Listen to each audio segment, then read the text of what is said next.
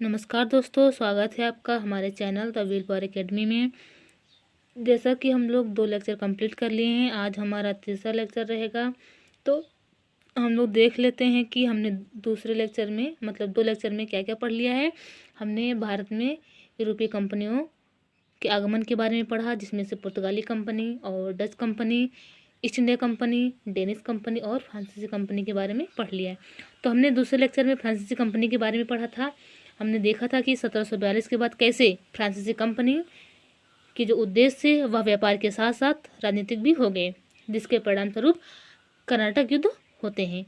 हमारे सामने 3 कर्नाटक युद्ध देखने को मिलेंगे। तो आज हम इसी कर्नाटक युद्ध के बारे में पढ़ेंगे, ठीक है। तो पहले हम थोड़ी सी भूमिका बना लेते हैं कि जो यूरोपीय कंपनियां भारत में आई थी, जैसे पुर्तगाली, डच, डेनिश, फ्रांसीसी और ईस्ट इंडिया कंपनी। तो क्या हुआ था कि आपने पढ़ा था कि आपने आगे वीडियो में पढ़ा था कि जो पुर्तगाली कंपनी है और ब्रिटिश कंपनी है, इन दोनों के बीच वैवाहिक संबंध हो गए थे, जिसके परिणाम स्वरूप क्या होता है कि जिससे मतलब आप समझ सकते हैं कि जब इन दोनों के बीच वैवाहिक संबंध हो गया है तो इनके बीच जो प्रतिस्पर्धा है वह होना स्वाभाविक नाम मात्र है। तो वैवाहिक संबंध होने के कारण ईस्ट इंडिया कंपनी के साथ जो प्रतिस्पर्धा है वह नाम मात्र का हो सकता है। तो लेकिन जो अदर कंपनियां हैं, डच कंपनियां, डेनिश कंपनी और फ्रांसीसी कंपनियां, इनके बीच प्रतिस्पर्धा होना स्वाभाविक था। क्यों? क्योंकि ये व्यापार के साथ साथ राजनीतिक भी होते जा रही थी। तो ईस्ट इंडिया कंपनी ने डच कंपनी को और डेनिश कंपनी को परास्त करके भारत से खदेड़ दिया था।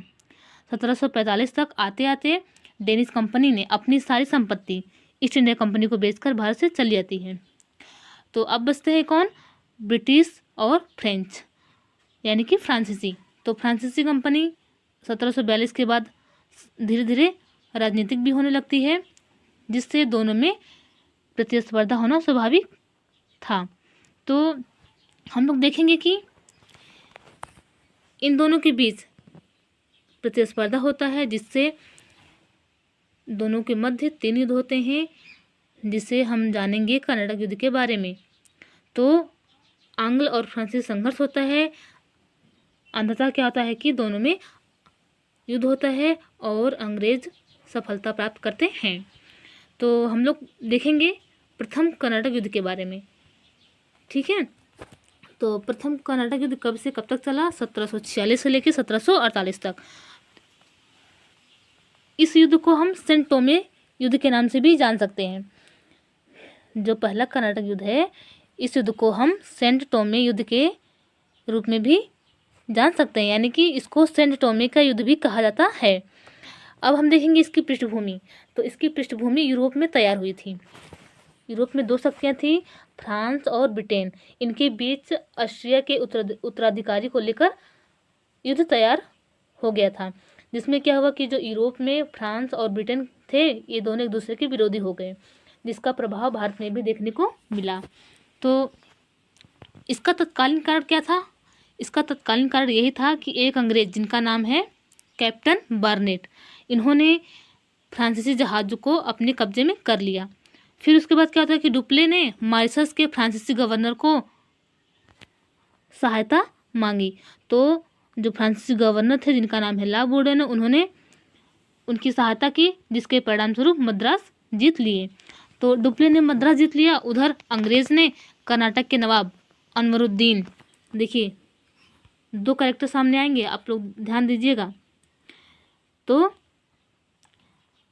अंग्रेज क्या करते हैं, जब डुप्ले मद्रास जीत लेता है तो अंग्रेज कर्नाटक के नवाब अनवरुद्दीन से डुप्ले के विरुद्ध सहायता मांगता है। कर्नाटक के नवाब कौन है? अनवरुद्दीन। ध्यान से आप लोग सुनिएगा। तो अंग्रेज कर्नाटक के नवाब अनवरुद्दीन से डुप्ले के विरुद्ध सहायता मांगता है। हालांकि हस्तक्षेप के बाद भी डुप्ले ने मद्रास घेरा नहीं छोड़ा।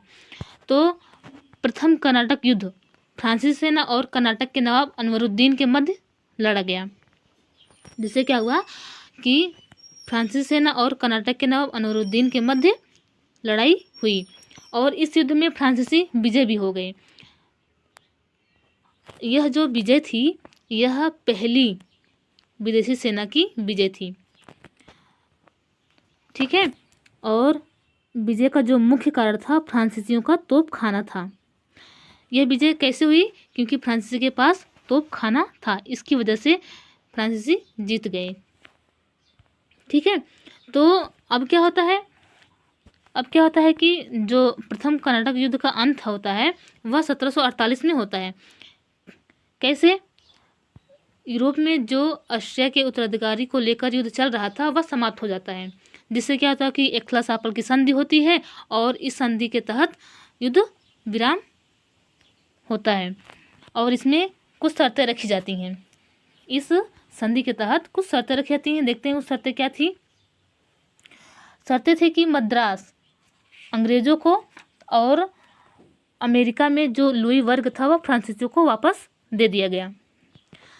तो एक्सला-सापल संधि के तहत क्या हुआ कि जो मद्रास था वह अंग्रेजों को दे दिया गया और अमेरिका में जो लुई वर्ग था वह फ्रांसीसियों को वापस दे दिया गया।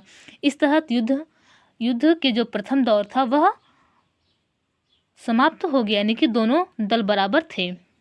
ठीक है, तो आप लोग समझ गए होंगे कि पहला कर्नाटक युद्ध कब शुरू हुआ, किस कारण से शुरू हुआ और कैसे समाप्त हुआ। तो पहला याद रखेंगे इतना कि पहला जो कर्नाटक युद्ध था वह उसका कारण था ऑस्ट्रिया के उत्तराधिकारी को लेकर, और यह समाप्त कैसे हुआ? एक्सला-सापल की संधि के तहत, जो कि 1748 में यह संधि हुई थी। ठीक है, अब हम देखेंगे दूसरा कर्नाटक युद्ध। तो दूसरा कर्नाटक युद्ध कब से कब तक चला? 1749 से लेकर 1754 तक। इसके पहले हम डुप्ले के बारे में थोड़ा सा जान लेते हैं, क्योंकि डुप्ले एक इम्पॉर्टेंट कैरेक्टर के रूप में देखने को मिलते हैं। तो जो डुप्ले का शासन है, जो डुप्ले का काल है वह है 1697 से 1763 तक। आप इसे लिख भी सकते हैं इनके बारे में। तो डुप्ले क्या थे? एक फ्रांसीसी गवर्नर थे और यह रॉबर्ट क्लाइव का विरोधी भी था। डुप्ले रॉबर्ट क्लाइव का विरोधी भी था। और डुप्ले पहला ऐसा यूरोपीय गवर्नर था जिससे भारतीय शक्तियों के पारस्परिक संघर्ष में सैन्य मदद देकर फ्रांसीसी कंपनी के लिए लाभ प्राप्त करने की नीति अपनाई। ठीक है, डुप्ले ही ऐसा पहला यूरोपीय गवर्नर था जिसने क्या किया, यह भारतीय शक्तियों के आपसी संघर्ष चल रहे थे उसमें सैनिक मदद देकर फ्रांसीसी कंपनी के लिए लाभ प्राप्त किया। और इसी नीति को अपनाकर अंग्रेज ने भी संपूर्ण भारत पर अपना साम्राज्य स्थापित किए। ठीक है, तो आगे हम लोग पढ़ेंगे जो कि डुप्ले के द्वारा है। तो डुप्ले ने कर्नाटक के चंदा साहिब, हम लोग पढ़ेंगे द्वितीय कर्नाटक युद्ध के बारे में। तो देखते हैं कि जो डुप्ले हैं उन्होंने कर्नाटक के चंदा साहिब और हैदराबाद के जो मुजफ्फर जंग है उनको फ्रांसीसी सेना का सहयोग देकर उनसे भी बहुत लाभ प्राप्त किया था। ठीक है, तो डुप्ले ने कर्नाटक के चंदा साहिब और हैदराबाद के मुजफ्फरगंज को फ्रांसीसी सेना का सहायता देकर उनसे बहुत लाभ प्राप्त किया। तो देखते हैं कि कैसे उन्होंने सेकेंड युद्ध में उनकी सहायता की और लाभ प्राप्त की। तो सेकेंड युद्ध कब हुआ था? 1749 से 1754 तक। तो इसकी पहले पृष्ठभूमि हम लोग देख लेते हैं। इसकी पृष्ठभूमि थी भारतीय राजनीति। तो इस युद्ध की जो पृष्ठभूमि थी वह भारतीय परिस्थितियों ने तैयार की थी। हैदराबाद के संस्थापक थे जिनका नाम है निजामुल मुल्क। तो निजामुल मुल्क ने हैदराबाद की स्थापना की 1748 में।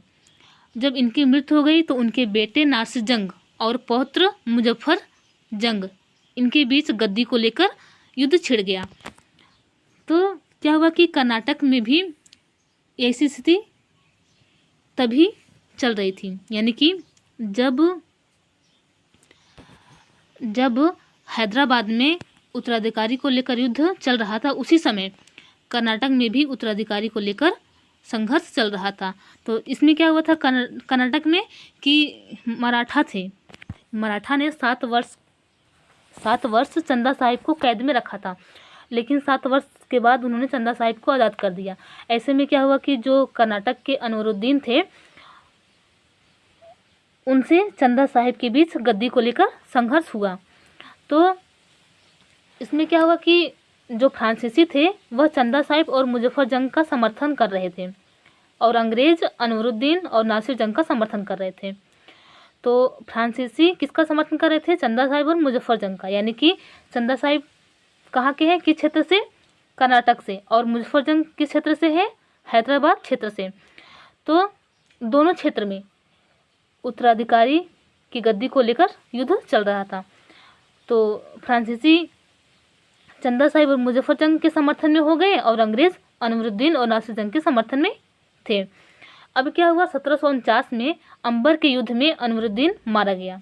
याद रखेंगे आप लोग अंबर का युद्ध के बारे में। तो अंबर का युद्ध कब हुआ? 1749 में। इसी युद्ध में अनवरुद्दीन मारा गया और उसके बेटे का नाम था मोहम्मद अली। उसको त्रिचनापल्ली में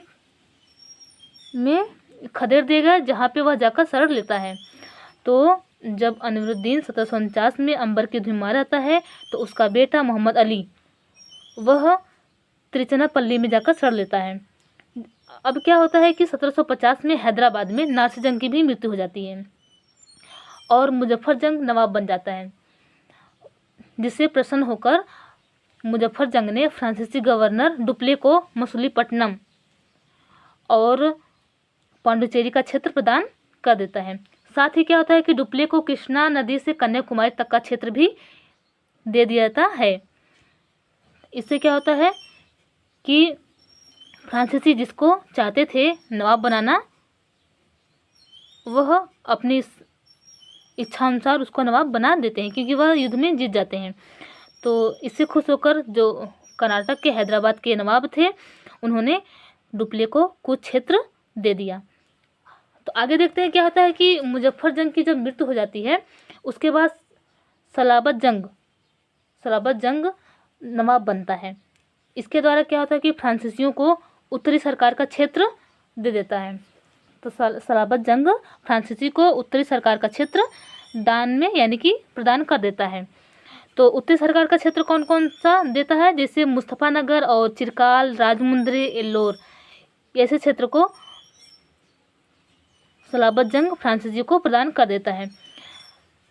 लेकिन आपको ध्यान रहे, इसके पूर्व जो चंदा साहिब थे, उन्होंने फ्रांसीसियों को पांडिचेरी के कई गांव प्रदान किए थे। यानी कि चंदा साहिब ने भी फ्रांसीसियों को पांडिचेरी के कई गांव दिए थे।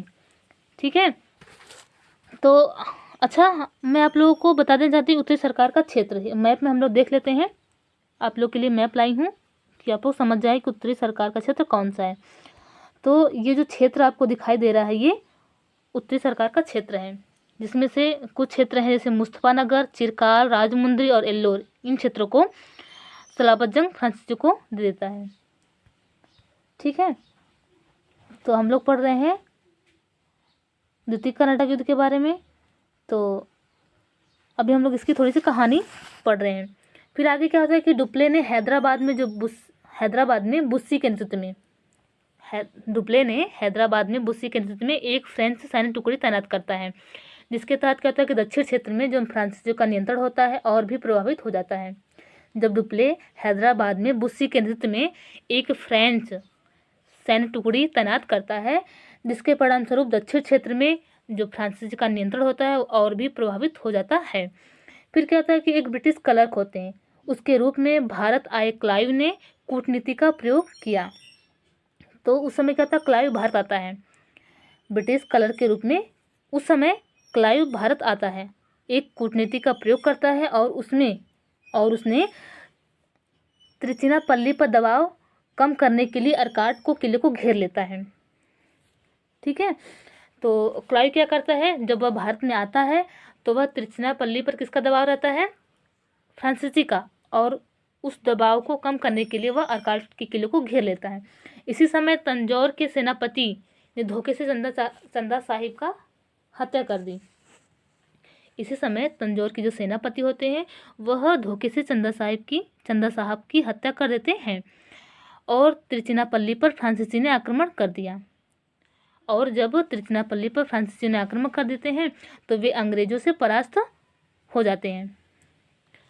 ठीक है। जब चंदा साहिब की हत्या हो जाती है तब फ्रांसीसी त्रिचनापल्ली पर आक्रमण करते हैं और अंग्रेज से परास्त भी हो जाते हैं। इसी समय क्या होता है कि फ्रांसीसी सरकार डुप्ले को वापस बुला लेती है और गोडेहियो को पांडिचेरी का अगला गवर्नर बनाकर भारत भेज देती है।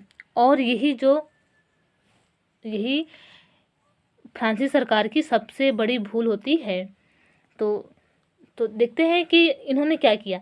जब फ्रांसीसी सरकार गोडेहियो को पांडिचेरी का अगला गवर्नर बनाकर भेजती है तो इन्होंने अपने प्रयासों से अंग्रेजी कंपनी के साथ 1754 में पांडिचेरी की संधि कर लेते हैं, जिसके तहत दोनों पक्ष युद्ध विराम से सहमत हो जाते हैं। तो पांडिचेरी की संधि। अब देखो दूसरे कर्नाटक युद्ध में कौन है? डुप्ले, जो कि एक कुशल कूटनीतिक और रणनीतिक भी है, लेकिन जो फ्रांसीसी सरकार है वह उन्हें वापस बुला लेती है। यह इनकी सबसे बड़ी भूल होती है। और जब डुप्ले को भारत से बुला लेती है तो किसको भेजती है? गोडेहियो को। इसने क्या किया? इसने पांडिचेरी की संधि कर ली 1754 में। तो इस संधि के तहत क्या होता है? दोनों पक्ष युद्ध विराम पर सहमत हो जाते हैं और इस संधि के परिणाम स्वरूप कुछ शर्तें रखी जाती हैं। आपको पता ही होगा कि जब संधि होती है तो उसमें कुछ शर्तें भी रखी जाती हैं। वो शर्तें क्या थी देखते हैं। इसमें क्या होता है कि जो दोनों कंपनियां थी वह अपने अपने क्षेत्र वापस ले लेती हैं और अंग्रेजों के समर्थक थे मोहम्मद अली। मोहम्मद अली कौन है? वही किनके बेटे हैं मोहम्मद अली? अनवरुद्दीन के बेटे। कर्नाटक के जो नवाब थे अनवरुद्दीन, उनके बेटे थे मोहम्मद अली। तो ये किसके समर्थक में थे? अंग्रेजों के। तो अंग्रेज मोहम्मद अली के समर्थक पे थे। तो क्या हुआ कि अंग्रेजों के समर्थक मोहम्मद अली को कर्नाटक का नवाब बना दिया है। और इस संधि में दोनों कंपनियों ने भारतीय नरेशों के झगड़ों पर हस्तक्षेप न करने का वादा भी करती है, लेकिन ऐसा होता नहीं है। लेकिन इस संधि में कहा गया था कि जो कंपनियां हैं वह भारतीय नरेशों यानी कि भारतीय जो राजा हैं उनके झगड़ों में कोई हस्तक्षेप नहीं करेगी। ठीक है, तो मुझे उम्मीद है कि आप समझ गए होंगे कि दूसरा कर्नाटक युद्ध कैसे स्टार्ट हुआ और कैसे समाप्त हुआ। तो यह युद्ध 1749 से लेकर 1754 तक चला। इसकी पृष्ठभूमि क्या थी? भारतीय राजनीति थी। संधि क्या थी? पांडिचेरी की संधि, जो कि 1754 में हुई। ठीक, तो इतना आपसे पूछा सकता है। इसके अलावा भी अगर पूछा जाएगा तो हमने आप लोगों को एक कहानी के रूप में आपके सामने प्रस्तुत किया है। मुझे उम्मीद है कि आप समझ रहे होंगे। आगे हम देखेंगे तीसरा कर्नाटक युद्ध के बारे में। तो तीसरा कर्नाटक युद्ध कब से कब तक हुआ? 1756 से 1763 तक। तो इसकी भी थोड़ी सी पृष्ठभूमि हम लोग देखेंगे। इसमें क्या होता है कि जो तीसरा कर्नाटक युद्ध है वह 1756 में ऑस्ट्रिया तथा इंग्लैंड के बीच प्रशा में शुरू हुए सप्तवर्षीय युद्ध का ही विस्तार था। तो तीसरा कर्नाटक युद्ध के कारण क्या थे? जो यूरोप में सप्तवर्षीय युद्ध चल रहा था उसी के शुरू होने का यह कारण था। तो क्या होता है कि यूरोप में फ्रांस ऑस्ट्रिया के साथ और इंग्लैंड प्रशा के समर्थन में था, जिसका प्रत्यक्ष रूप भारत में भी देखने को मिलता है। तो आप लोग देखेंगे ही। तो क्या होता है कि इसका तत्कालीन कारण क्या होता है कि फ्रांस की सरकार के द्वारा, जिसका नाम है काउंट डी लाली, इन्होंने यानी कि लाली को भारत के संपूर्ण फ्रांसीसी क्षेत्र के सैनिक एवं असैनिक अधिकारों को प्रदान किया जाना था। ठीक है, तो तीसरा कर्नाटक युद्ध का तत्कालीन कारण क्या था? जो फ्रांस की सरकार थी उनके द्वारा काउंट डी लाली को भारत के संपूर्ण जो फ्रांसीसी क्षेत्र के सैनिक और असैनिक अधिकार थे वह प्रदान कर दिया गया। जिससे क्या हुआ कि 1758 में लाली ने क्या किया कि फोर्ट सेंट डेविड पर नियंत्रण स्थापित कर लिया। हालांकि तंजौर पर अधिकार करने में वह असफल भी रहा। लाली ने युद्ध में अपनी स्थिति मजबूत करने के लिए बुस्सी को हैदराबाद से बुला लिया, जिससे क्या हुआ कि कालांतर में उसकी एक रणनीति भूल भी साबित हुई। दूसरी तरफ जो अंग्रेजी नौसेना थे, अंग्रेजी नौसेना ने एडमिरल पोकाक के नेतृत्व में फ्रांसीसी बेड़ों को 3 बार मात दी, यानी कि उन्होंने फ्रांसीसी बेड़ों को 3 बार हरा दिया और इसी समय जो क्लाइव था, वाटसन थे, उन्होंने चंद्रनगर पर अपने अधिकार कर लिए। फिर क्या होता है कि 1760 में अंग्रेजी सेनानायक जिनका नाम है आयरकूट, उनके नेतृत्व में वांडीवास का युद्ध होता है, जो कि 22 जनवरी 1760 में वांडीवास का युद्ध होता है, जिसमें फ्रांसीसी की हार हो जाती है और अंग्रेज ने बुस्सी को कैद कर लेते हैं। अंग्रेज क्या करते हैं, बुस्सी को कैद कर लेते हैं तथा 1761 में पांडिचेरी पर अपना नियंत्रण भी स्थापित कर लेते हैं, जिसके बाद माहे और जिंजी पर भी उन्होंने अपना कब्जा कर लिया। ठीक है, तो तीसरा कर्नाटक युद्ध का अंत भी 1763 में पेरिस संधि के तहत हो जाता है और इस संधि की शर्तों के अनुसार अंग्रेजों ने फ्रांसीसियों को भारत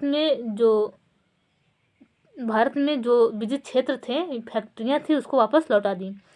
तो पेरिस की संधि के तहत क्या था देखेंगे।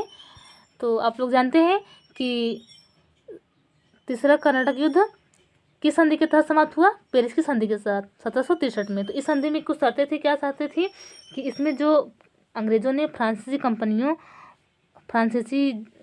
की जो फैक्ट्री थी जो जीत ली थी उसको वापस लौटा दी और यह भी शर्त रखी गई थी कि वे अपनी फैक्ट्री को किलेबंदी नहीं कर सकते हैं और ना ही वहाँ पर सैनिक रख सकते हैं। तो इस संधि में यही कहा गया था कि अब फ्रांसीसी ना तो अपने फैक्ट्री को किलेबंदी कर सकते हैं और ना ही वहाँ पे कोई सैनिक रख सकते हैं। अब फैक्ट्रियाँ केवल व्यापार केंद्रों के रूप में ही कार्य कर सकती थी। तो फ्रांसीसी फैक्ट्री थी वह केवल व्यापार केंद्र के रूप में कार्य कर रही थी। तो जो तीसरा कर्नाटक युद्ध हुआ वह पूर्णतः निर्णायक हुआ। तो तीसरा कर्नाटक युद्ध पेरिस संधि के साथ समाप्त हुआ, जो कि एक निर्णायक युद्ध था। अब फ्रांसीसी भारत में एक स्वतंत्र शक्ति के रूप में समाप्त हो गए थे। ठीक है, तो यहाँ पे लिखा भी गया है कि तीसरा कर्नाटक युद्ध कब से कब तक चला, 1756 से 1763 तक। कारण क्या था, सप्तवर्षीय युद्ध का यूरोप में शुरू होना और निर्णायक युद्ध भारत में देखने को मिलता है। ठीक है, तो वांडीवास का युद्ध होता है 1760 में, जो कि पूरी तरह से राजनीति पराजय थी फ्रांसीसियों की। तो वांडीवास के युद्ध में ईस्ट इंडिया कंपनी भेजी जाती है, फ्रांसीसी हार जाते हैं। अंततः समाप्ति होती है पेरिस की संधि के तहत, जो कि 1763 में पेरिस की संधि हुई। तो आप लोग इसे याद रखेंगे कि तीसरे कर्नाटक युद्ध कब से कब तक चला, कारण क्या था और किस संधि के तहत यह समाप्त हुआ और संधि कब हुई। इन तीनों चीज़ों को आप याद रखेंगे। तो जो जो इम्पोर्टेंट है यहाँ पे नोट्स में लिखा गया है, जो लगता है कि एग्जाम में पूछा सकता है, सभी टॉपिक्स को नोट्स में लिखने की कोशिश की गई है। तो क्या क्या आप लोग याद रखेंगे, कर्नाटक युद्ध कब से कब तक चला और वांडीवास का युद्ध कब हुआ, 1760 में। इसमें किसकी पराजय हुई, फ्रांसीसी की पराजय हुई और समाप्ति कैसे हुई, किस संधि के तहत, पेरिस संधि के तहत। कब हुआ संधि, 1763 में। तो इसके अलावा हम लोग देख लेते हैं कि जो ये कर्नाटक युद्ध हुआ था, इस कर्नाटक युद्ध में अंग्रेजों की विजय हुई। तो विजय होने के क्या कारण थे, यानी कि जो कर्नाटक युद्ध में अंग्रेजों की सफलता प्राप्त हुई और फ्रांसीसियों की असफलता प्राप्त हुई, इसके क्या कारण थे। इससे कुछ कारण रहे होंगे, तभी तो ईस्ट इंडिया कंपनी जीत गई और फ्रांसीसी कंपनी हार गई। तो देखते हैं, पहला कारण था कि जो फ्रांसीसी कंपनी था वह सरकारी संरक्षण में था, यानी कि फ्रांसीसी कंपनी पूरी तरह सरकार पर नियंत्रण थी, लेकिन जो ईस्ट इंडिया कंपनी थी वह एक गैर सरकारी संस्था थी, उस पर ब्रिटिश सरकार का नियंत्रण नहीं था। पहला कारण तो ये था। दूसरा कारण यह है कि जो फ्रांसीसी कंपनी है उसकी जो आर्थिक स्थिति, फ्रांसीसी कंपनी की जो आर्थिक स्थिति थी वह ब्रिटिश कंपनी की तुलना में कमज़ोर थी। इसके अलावा ब्रिटिश कंपनी के पास व्यापार करने के लिए कुछ क्षेत्र थे, जैसे मध्य भारत, बंगाल, बम्बई और मद्रास, और जो फ्रांसीसी कंपनी थी उनके पास केवल दक्षिण भारत के क्षेत्र ही थे, वह दक्षिण भारत के क्षेत्र तक ही सीमित थी, जिसके परिणाम स्वरूप क्या हुआ, जो आर्थिक स्थिति थी वह मजबूत होने के कारण अंग्रेज अपने युद्ध के भार को उठा सके। ठीक है, अगला कारण हम देखते हैं कि जो अंग्रेजों का जो सैनिक संगठन था वह फ्रांसीसियों की तुलना में श्रेष्ठ भी था। ठीक, तो और एक कारण देख लेते हैं कि जो फ्रांसीसी कंपनी थे उनके जो अधिकारी थे उनमें दूरदर्शिता का अभाव था। जैसे आप लोग देखते हैं डुप्ले की वापसी होने पर और बोर्डेनो में राजनीतिक दूरदर्शिता का अभाव होने पर और लाली की जो अतिक्रमकता थी उसकी वजह से यह कंपनी पतन की ओर चली गई। ठीक है, एक और देख लेते हैं कि बंगाल में जो चंद्रनगर था उस चंद्रनगर के फ्रांसीसी अधिकारियों ने नवाब सिराजुद्दौला का साथ नहीं दिया। ठीक है, और इसमें बंगाल में अंग्रेज अपना आधिपत्य स्थापित कर सके। तो क्या हुआ कि बंगाल में जो चंद्रनगर के फ्रांसीसी अधिकारी थे उन्होंने सिराजुद्दौला का साथ नहीं दिया। आगे हम पढ़ेंगे प्लासी के युद्ध के बारे में। तो प्लासी के युद्ध के बारे में हम लोग देखेंगे कि कैसे अंग्रेज सिराजुद्दौला को बंगाल की गद्दी से यानी कि बंगाल के नवाब के पद से हटाना चाहते थे षड्यंत्रों के माध्यम से, लेकिन वही फ्रांसीसी जो कंपनी यानी कि फ्रांसीसी जो अधिकारी थे वह इनका साथ नहीं देते हैं, जिससे क्या होता है कि बंगाल में अंग्रेज अपना आधिपत्य स्थापित कर लेते हैं। ठीक है, तो निष्कर्ष पे हम पहुँचते हैं। तो निष्कर्ष में यह कहा जा सकता है कि जो आंग्ल फ्रांसीसी युद्ध थे इस युद्धों में फ्रांसीसियों की पराजय में आर्थिक, राजनीतिक व सामरिक यानी कि सभी पक्षों की भूमिका रही। फ्रांसीसियों की तुलना में अंग्रेजों के ये सभी पक्ष मजबूत साबित हुए।